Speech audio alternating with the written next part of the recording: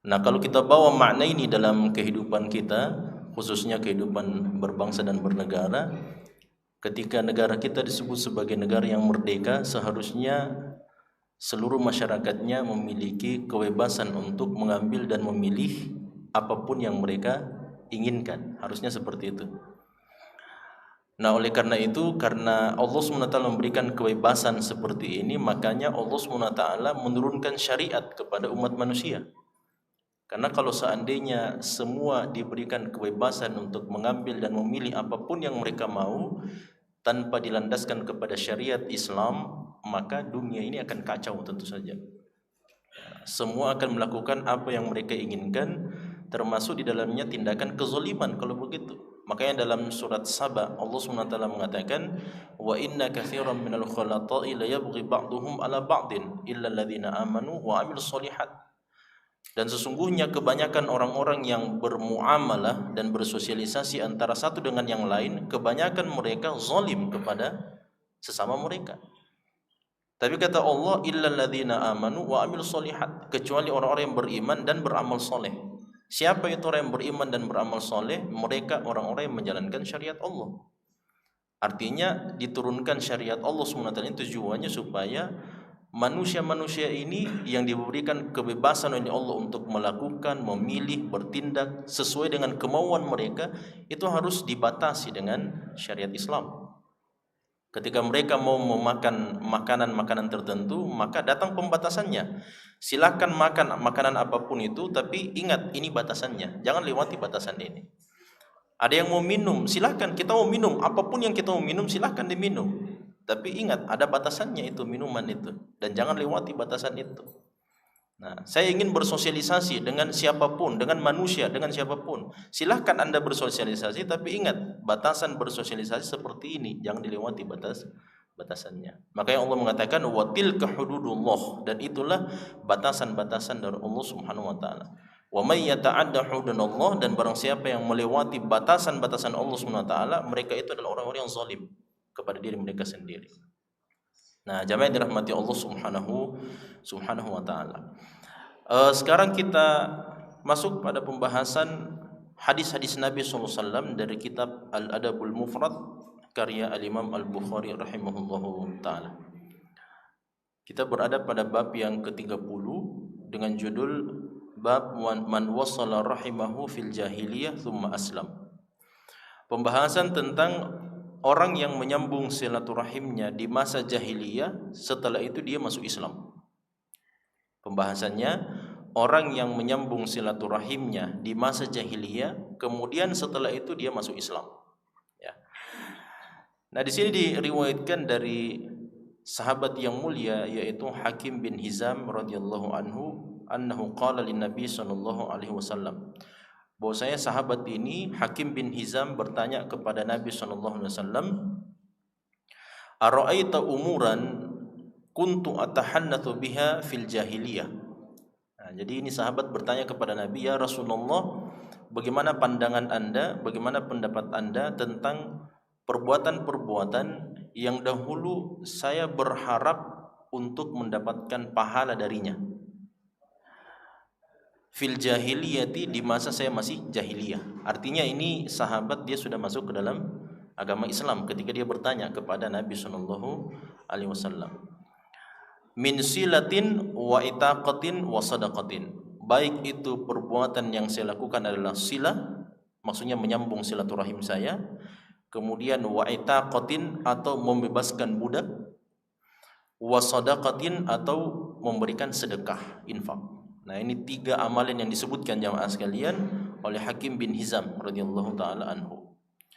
Fahal li fiha ajrun, kata Hakim, apakah saya mendapatkan pahala di dalam amalan-amalan tersebut? Qala Hakim, qala Rasulullah sallallahu alaihi wasallam, berkata Hakim, Rasulullah sallallahu alaihi wasallam bersabda memberikan jawaban, aslamta ala ma salafa min khairin. Aslamta ala ma salafa min khairin. Engkau telah memeluk agama Islam di atas kebaikan yang telah kamu lakukan sebelumnya. Nah, ini jawaban Rasulullah sallallahu alaihi wasallam singkat tapi berhasil membuat para sahabat Nabi SAW dan para ulama berselisih pendapat tentang masalah ini. Ya, ini makanya sebentar kita akan jelaskan perbedaan pendapat para ulama kita tentang masalah hadis ini. Jadi hadis ini jemaah sekalian ingin menjelaskan kepada kita, ini gambaran umum tentang hadis ini, bahwa para orang-orang jahiliyah di masa Rasulullah SAW, orang-orang yang hidup di masa jahiliyah adalah orang-orang yang kebanyakan di antara mereka melakukan perbuatan keburukan. Ya, kebanyakan di antara mereka melakukan perbuatan keburukan. Disebut sebagai kaum jahiliyah, artinya orang-orang yang tidak mengetahui ilmu pengetahuan atau tidak mengetahui kebenaran.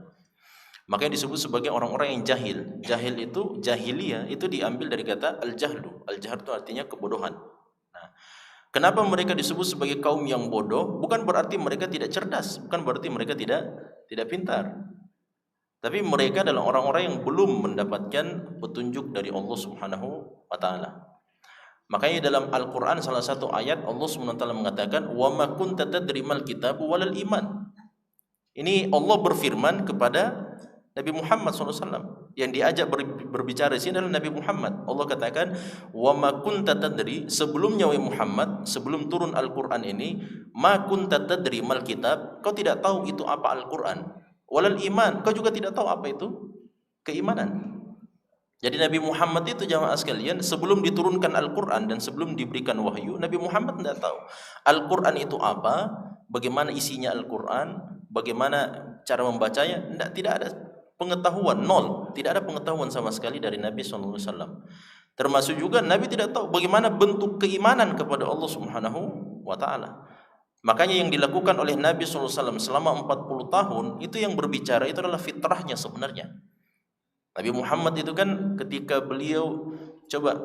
ketika Nabi SAW di masa muda beliau kan masa kecil, di masa kecil Nabi SAW beberapa kali ingin ikut bersama sahabat-sahabat beliau untuk hadir di pesta pernikahan yang di dalamnya ada permainan musik dengan minuman khamar yang dinyanyikan oleh biduanita atau pelacur-pelacur.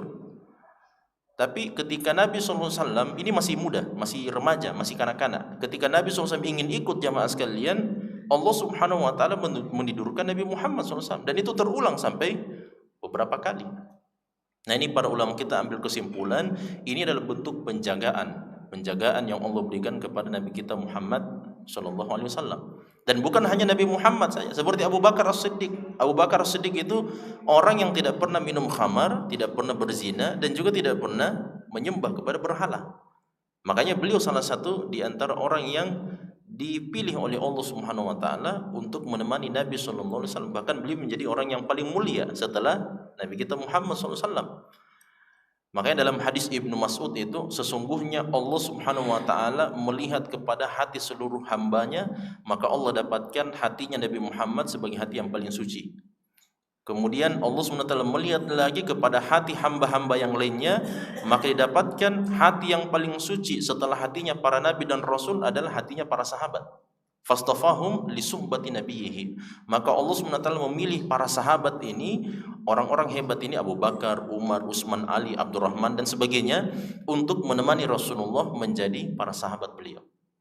Artinya mereka ini adalah orang-orang yang memang di masa jahiliyah ketika manusia kebanyakannya tidak mengetahui agama, ketika kebanyakannya tidak mengetahui penyembahan yang satu kepada Allah Subhanahu wa taala, sampai ketika mereka didakwahi untuk menyembah kepada Allah, mereka mengatakan aja'alul alihata ilaha wahida innahu lasyai'un ujab.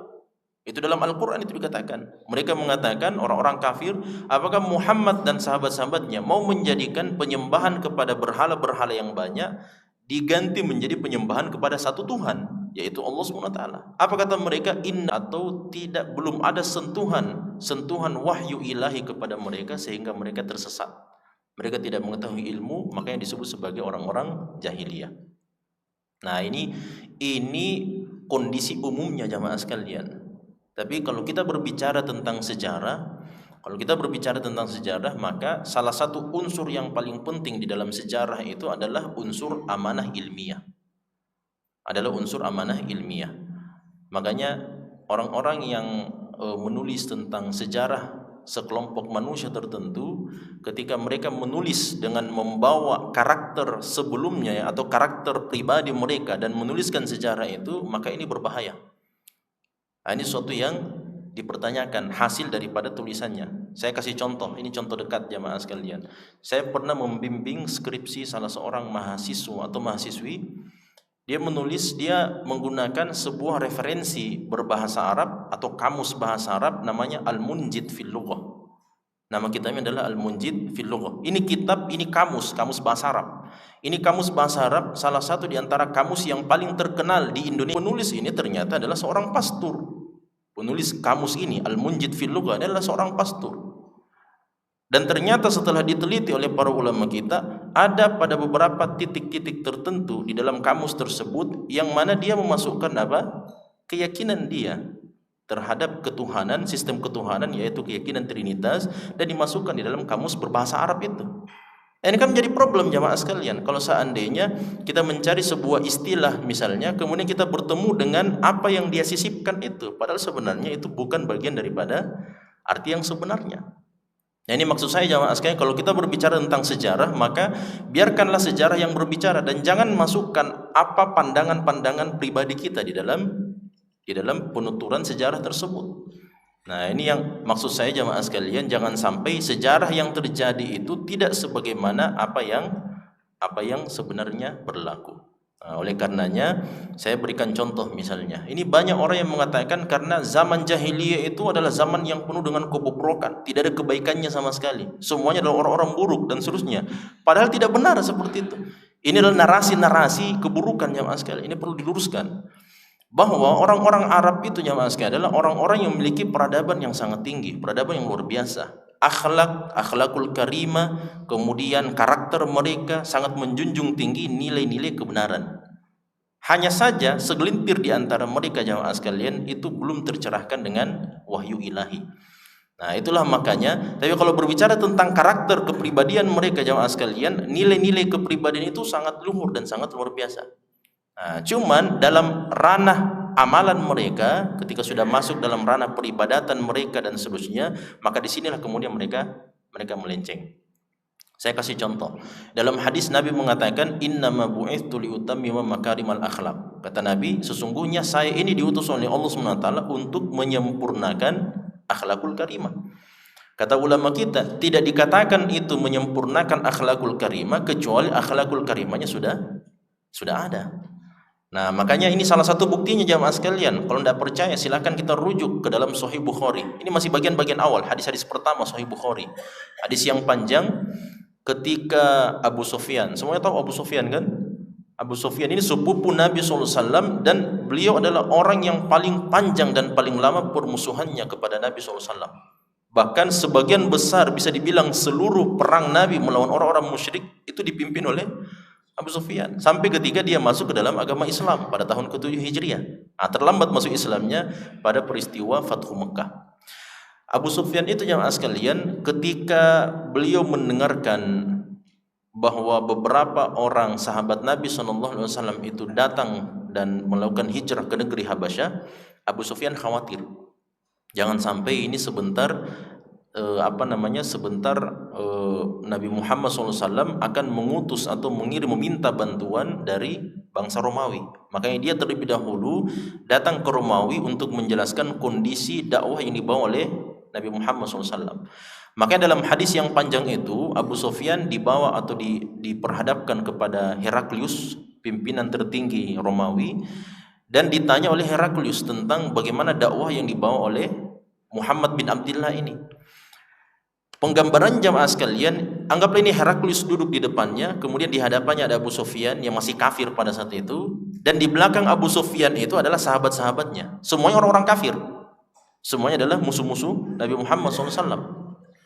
Maka Heraklius bertanya kepada Abu Sufyan. Ini orang Heraklius juga ini adalah orang kafir jamaah sekalian. Dia juga orang kafir, menyembah kepada Nabi Isa alaihissalam, meskipun agama yang mayoritas di Romawi itu adalah agama Kristen kan.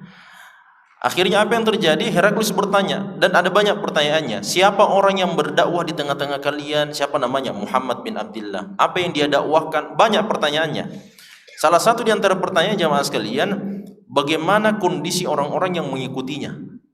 Apakah mereka datang dari kalangan orang-orang terpandang atau mereka orang-orang terjajah atau orang-orang miskin? Maka Abu Sufyan mengatakan yang mengikuti agamanya Muhammad adalah orang-orang yang miskin, orang-orang lemah. Nah, apa kata Heraklius jemaah sekalian? Dan seperti itulah dakwahnya para nabi-nabi sebelumnya. Bahwa yang mengikuti dakwah para nabi sebelumnya adalah orang-orang yang lemah. Nah, kenapa jemaah sekalian? Karena memang ini orang-orang yang lemah mencari apa? Pertolongan kan. Ketika datang seorang nabi, apalagi seorang nabi yang menentang perbuatan kezaliman dan penindasan, kira-kira siapa yang paling pertama ikut kepada nabi itu? Ya jelas orang-orang yang terzalimi. Karena mereka akan mengatakan, oh ini ada seseorang yang berani membantu hak-hak saya, yang dimana saya ini adalah orang yang terzalimi. Makanya Heraklius mengatakan, ya seperti itu memang. Kalau ada seorang nabi dan rasul yang diutus kepada umat manusia, maka yang paling pertama memeluk agama mereka adalah orang-orang miskin, orang-orang lemah, orang-orang yang tertindas dan seterusnya. Nah, sama juga dengan Nabi Muhammad. Siapa yang pertama, yang awal-awal kali masuk dalam agama Islam? Khabbab bin Arad, budak hamba sahaya. Siapa lagi? Bilal bin Rabah. Siapa lagi? Abdullah bin Mas'ud. Orang-orang miskin semuanya, orang-orang lemah. Ammar bin Yasir, Sumayyah, satu keluarga ini kan. Itu kan semua orang-orang lemah semuanya. Ya, Suhaib, ya, Ar-Rumi, Abu Yahya dan seterusnya. Kemudian ditanya lagi oleh Heraklius, bagaimana pertambahan jumlahnya? Apakah semakin hari semakin bertambah jumlah pengikutnya atau semakin berkurang? Kata Abu Sufyan, semakin hari semakin bertambah, bukan justru berkurang. Nah, ditanya lagi, banyak pertanyaan-pertanyaannya. Nah, cuman maksud saya menyampaikan hadis ini jamaah sekalian bahwa setelah selesai itu majelis, Abu Sufyan kemudian dibawa oleh teman-temannya, ini orang-orang kafir semuanya, dan mereka berkata, "Wahai Abu Sufyan, ini kan kamu ditanya oleh Heraklius tadi, yang ditanyakan itu adalah siapa? Adalah Muhammad, sedangkan Muhammad itu adalah musuh kita. Kenapa kau tidak bohong saja tadi misalnya? Supaya kau takut-takuti misalnya, ini Muhammad ini semakin besar dakwahnya, semakin banyak pengikutnya, semakin banyak yang masuk ke dalam agamanya, dan padahal sebenarnya yang masuk ke dalam agamanya Nabi Muhammad selama 13 tahun itu tidak lebih dari 100 orang di kota Mekah. 100 orang saja jamaah sekalian. Itu media Abu Bakar, Umar, Utsman, kemudian Abdurrahman bin Auf, Abdullah bin Mas'ud, Sa'ad bin Abi Waqqas dan seterusnya. Ini 100 orang saja, laki-laki dan perempuan. 100 orang. Tapi sahabat-sahabatnya Abu Sufyan bilang, kenapa kau tidak bohong saja? Kenapa kau tidak bilang sudah masuk Islam semua orang Mekah misalnya? Nah, supaya apa? Supaya gentar ini Heraklius. Kalau dia gentar, dia kirim pasukan dari Romawi. Karena sebentar lagi, apa kata Heraklius jamaah sekalian? Dia mengatakan, kalau seperti ini keadaan Muhammad bin Abdillah dan sahabat-sahabatnya seperti yang kamu gambarkan, maka sesungguhnya Muhammad akan sampai kepada kerajaan yang saya pimpin ini. Nah, dan itu kan terjadi betul jamaah sekalian. Nah, sahabat-sahabat Abu Sufyan setelah selesai majelis itu, sahabat-sahabatnya mengatakan, kenapa kau tidak bohong saja tadi? Supaya kau kasih takut-takut ini Heraklius, supaya dia kirim pasukan dari Romawi, dia datang ke Mekah untuk menghabisi siapa? Nabi Muhammad. Kan masalahnya begini jamaah sekalian, kenapa mereka orang-orang Mekah ini, orang-orang jahil ini tidak mau menghabisi Nabi Muhammad sekaligus? Karena Nabi Muhammad itu adalah keluarganya mereka. Abu Sufyan adalah sepupunya Nabi Muhammad SAW. Tidak sampai ketika Abu Jahal mengatakan, bagaimana kalau kita bunuh saja Muhammad. Nah, Abu Jahal mengatakan jamaah sekalian, tidak bisa kita membunuh Muhammad.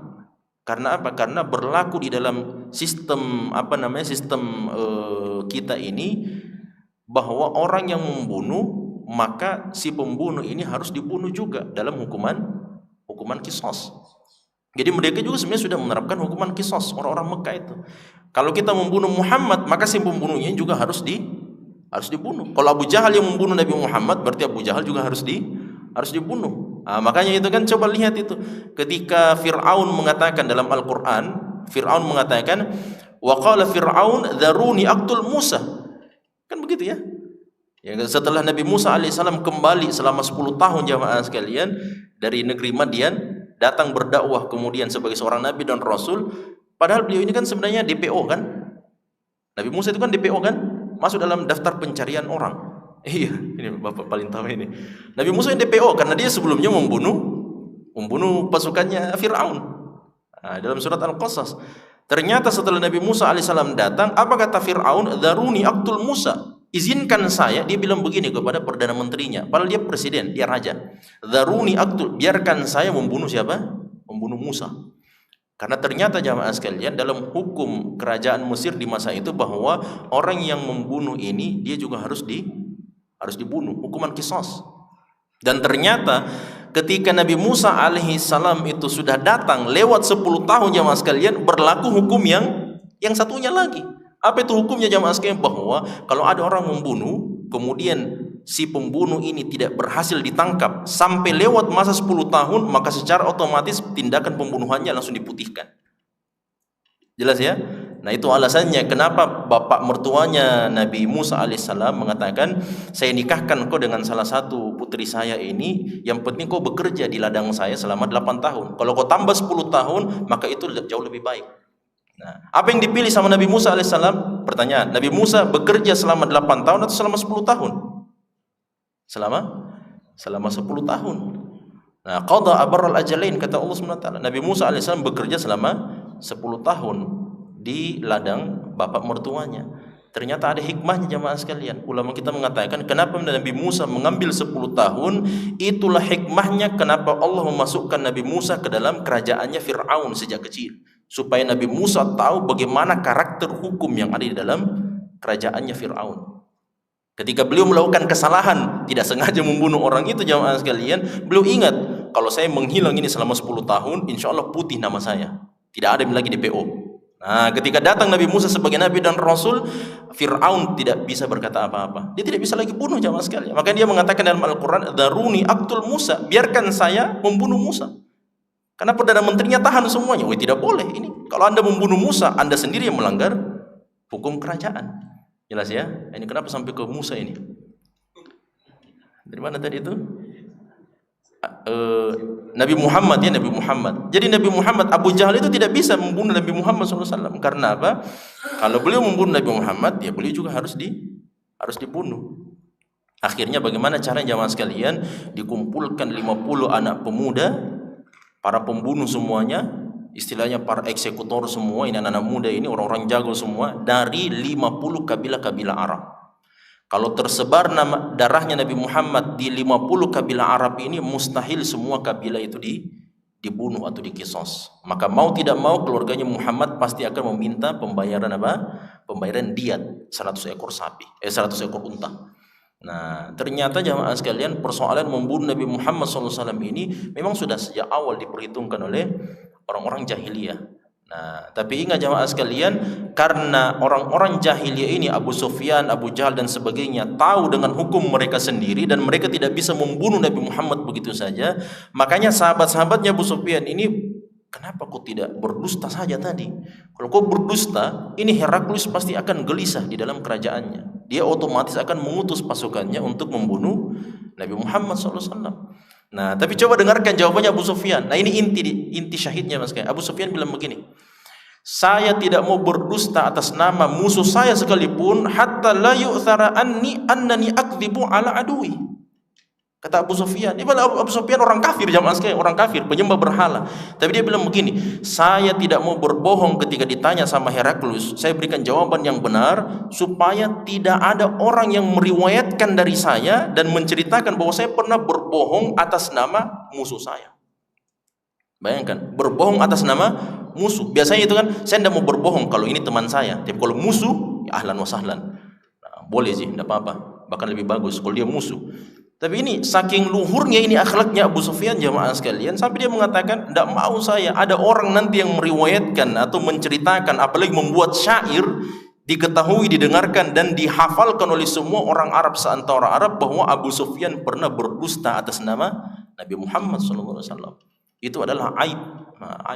Bahkan ada orang-orang kafir, orang-orang musyrik jamaah sekalian, ketika mereka sudah berhadap-hadapan dengan Nabi Muhammad dan para sahabat dalam peperangan Badar, ini perang Badar tahun kedua Hijriyah, ketika sudah berhadap-hadapan ini dua pasukan jamaah sekalian, ternyata selain daripada kekuatan para sahabat yang memang luar biasa menggempur musuh, selain juga karena kekuatan para malaikat, itu kan karena sebagian riwayat mengatakan ketika pedang saya ayunkan begini, ternyata lehernya sudah langsung putus.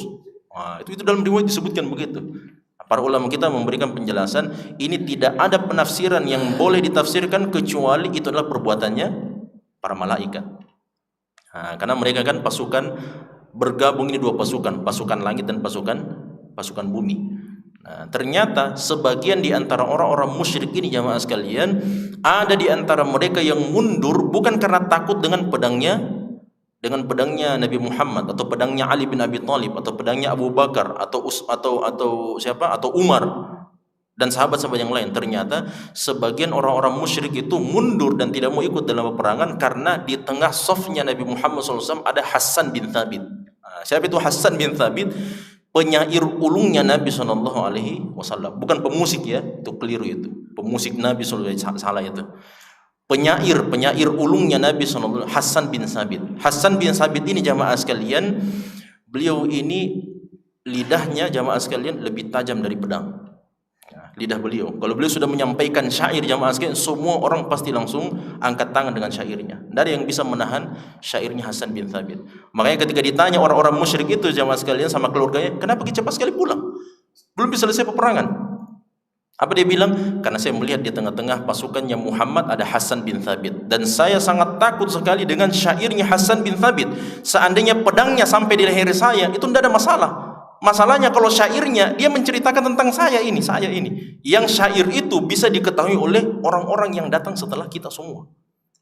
Itu kan bahaya syair jamaah sekalian. Itu bahaya syair. Karena apa?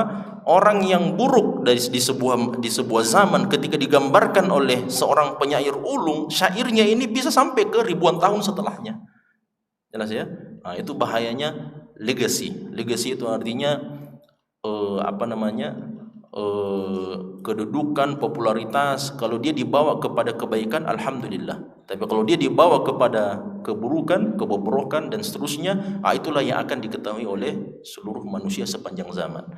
Nah, ternyata orang-orang Arab jahiliyah ini jamaah sekalian, tidak seluruhnya adalah orang yang buruk, meskipun umumnya seperti itu. Nah, termasuk misalnya ini syubhat juga yang mengatakan bahwa Umar bin Khattab itu pernah mengubur hidup-hidup putrinya. Itu kan biasa kita dengar jamaah sekalian. Itu kan dalam Al-Qur'an ya kan? Dalam Al-Qur'an Allah mengatakan wa idza busyira ahaduhum bil untha dhalla wajhuhu muswaddan wa huwa kadhib. Kalau salah seorang Arab jahiliyah itu diinformasikan oleh ibu bidan bahwa ini anak yang lahir adalah anak perempuan, dhalla wajhuhu muswaddan, wajahnya langsung berubah menjadi hitam.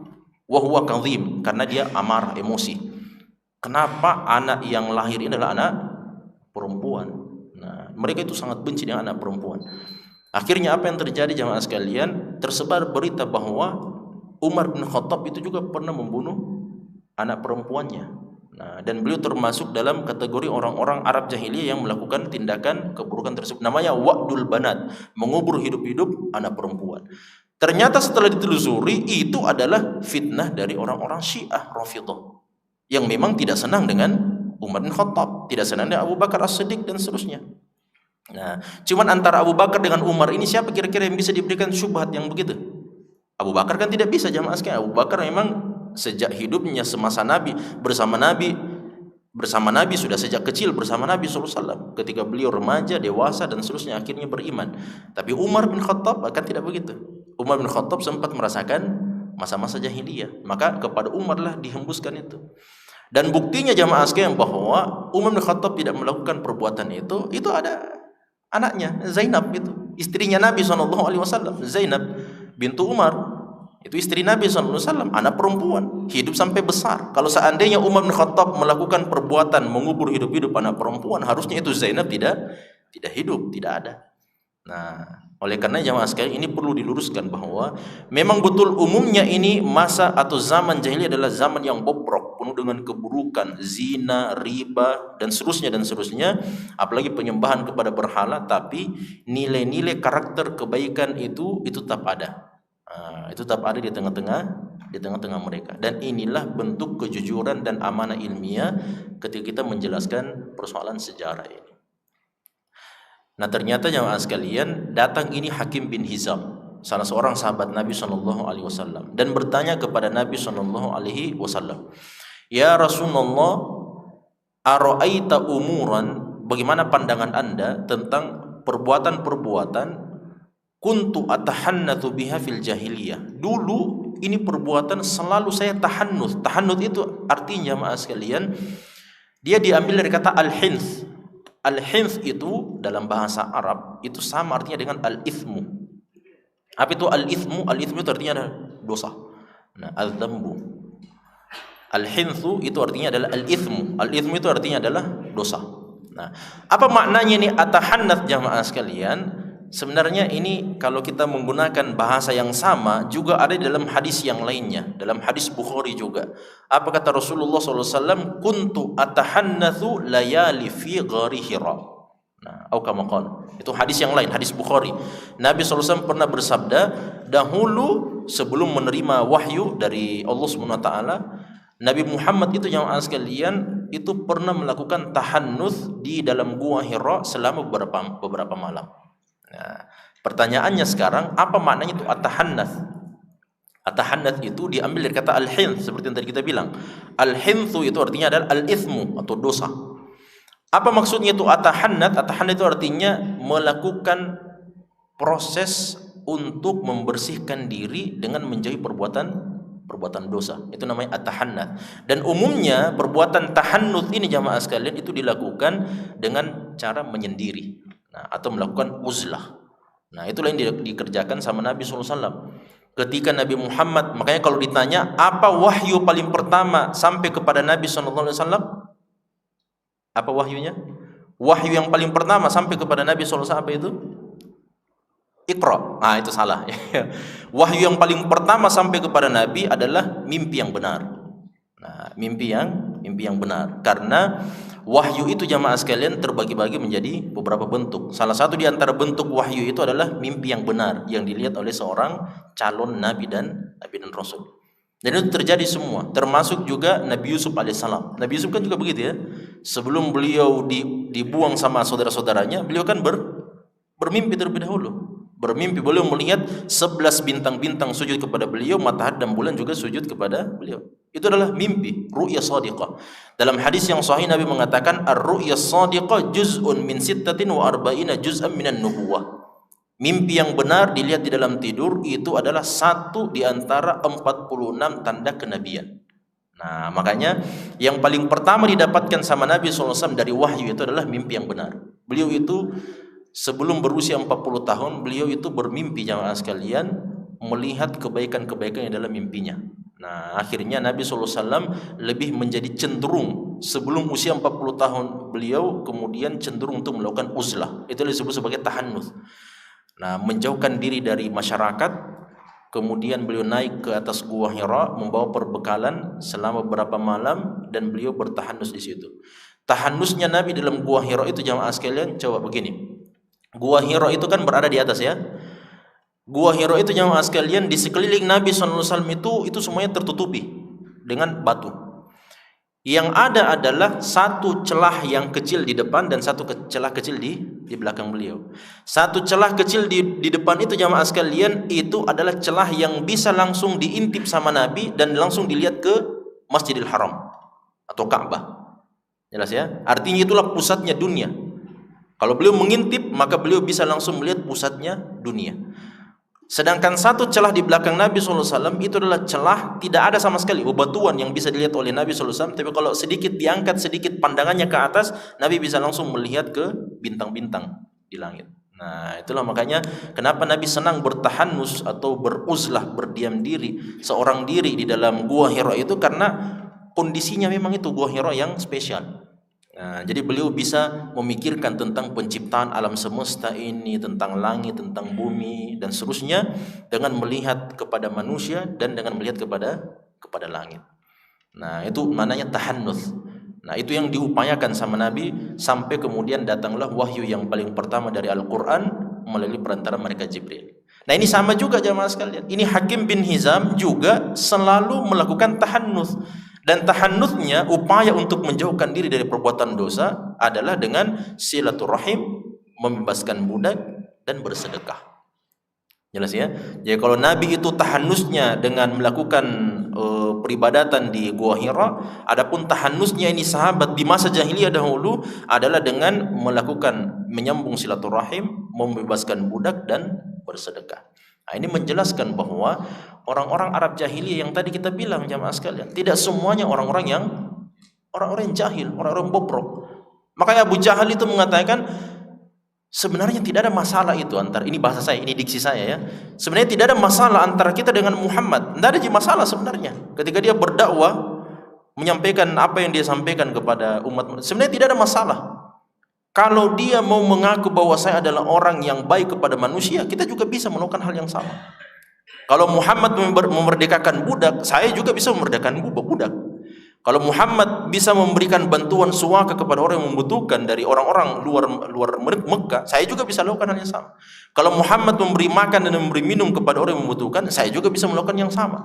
Kalau Muhammad berinfak bersedekah banyak, saya juga bisa melakukan hal yang sama. Tapi kalau Muhammad dan keluarganya mengatakan, minna nabiyun, dari keluarga kami ada seorang nabi, Abu Jahal bilang, apa yang kamu bilang? Jelas ya? Nah, karena kalau seandainya Nabi Muhammad SAW itu sudah diakui oleh orang-orang Arab sebagai seorang nabi, otomatis tampuk kekuasaan langsung berpindah dari Abu Jahal ke Nabi Muhammad SAW. Padahal sebenarnya tampuk kekuasaan Quraisy jamasnya sudah lama diimpikan oleh Abu Jahal. Yang sebelumnya itu dipegang sama siapa? Kakeknya Nabi SAW, yaitu Abdul Muttalib. Tidak ada yang bisa goyang itu jamaah sekalian. Tidak ada yang bisa goyang. Ketika meninggal Abdul Muttalib, langsung naik siapa? Abu Jahal. Nah, makanya karena kekuasaan yang tidak mau bergeser sebenarnya ini jamaah sekalian, mau 3 periode atau lebih dari itu, itulah masalahnya ya. Masalahnya harus dititipkan seseorang di bawahnya. Wallahu a'lam. Nah, ternyata orang-orang jahiliyah tidak semuanya jahil, tidak semuanya bobrok, tidak semuanya buruk. Salah satu di antaranya adalah ini dia, Hakim bin Hizam. Ternyata dijelaskan sama Nabi SAW. Ini kan dia bertanya-tanya jamaah sekalian. Saya ini punya amalan semasa jahiliyah, belum masuk Islam. Sekarang saya sudah masuk Islam. Pertanyaannya, itu amalan jahiliyah. Saya berinfak dulu, saya berinfak, bersedekah, saya bebaskan budak, saya beri makan dan seterusnya. Kira-kira ini semua ibadah-ibadah yang saya lakukan dikali 0 ini semua atau bagaimana? Nah, karena kan kita faham ya Mas bahwa syarat diterimanya amalan itu di sisi Allah adalah apa? Dia harus Islam, ya kan? Nah, sekarang banyak orang non muslim kasihan. Contoh misalnya siapa? Contoh misalnya Ko Felix misalnya. Felix Xiao, Ustadz Felix Xiao kan sebelumnya non muslim. Nah, itu beliau. Beliau tulisannya langsung beliau ini, ya, How to Master Your Habits. Ini beliau ini kan sebelumnya non muslim. Dan barangkali sebelumnya beliau punya amalan yang banyak, amalan yang kemanusiaan misalnya dan sebagainya. Sekarang setelah beliau masuk Islam, pertanyaannya, semua amalan kebaikannya itu apakah dihitung di dalam agama Islam atau tidak? Ternyata inilah jawaban Nabi SAW. Apa kata Nabi? Engkau masuk Islam atas dasar semua kebaikan-kebaikan yang sudah kamu lakukan. Sebagian ulama mengatakan orang-orang yang sebelumnya jahiliyah melakukan kebaikan, ketika dia masuk Islam kebaikannya tidak dihitung. Jelas ya? Karena itu dia tadi syaratnya bahwa kebaikan itu seseorang itu amalannya diterima kalau dia Islam.